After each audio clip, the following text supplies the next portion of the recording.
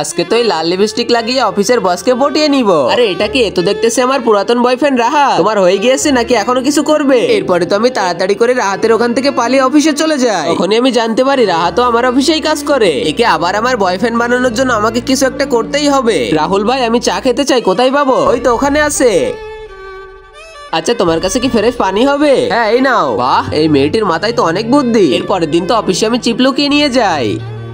এই মিনি, দেখো তোমার জন্য চিপ এনেছি, খেয়ে নাও। না না, এগুলো আমার চাই না। দেখো ওখানে ক্যামেরা লাগানো আছে। এরপরে গিয়ে তো আমি ক্যামেরাটাই বন্ধ করে দেই। আরে একে তো দেখতেছি আবার গার্লফ্রেন্ড বানানোই লাগবে। এই আমাকেও দাও। তোমাকে আমি এটা কেন দিব? আরে একে তো আমি ছাড়বো না। এই তোমরা মানুষ এই গাধার মতো কেন খাটতেছো? তোমরা তো দেখতেছি কাজের টাইম বাদেও আরো কাজ করো। আরে হ্যাঁ, এই জিনি তো ঠিকই বলতেছে, কোম্পানিটা একেবারে বরবাদ করে দিবে। আরে না না বস, কি বলতেছেন? এমনটা না। আরে তাহলে ওদের বস। এভাবে যদি কাজ চলতে থাকে তাহলে আমরা একদিন সবাই ভিখারি হয়ে যাব। এই দাঁড়াও জিনি, তুমি কোথায় যাচ্ছ? তুমি কি আমার আগের মতো জিএফ হয়ে যাবে? আর আগে মহান আল্লাহকে তুমি ভালোবাসলে লাইক এন্ড সাবস্ক্রাইব করে দাও। আর পার্ট 2 দেখতে চাইলে অবশ্যই কমেন্টে পার্ট 2 লিখো।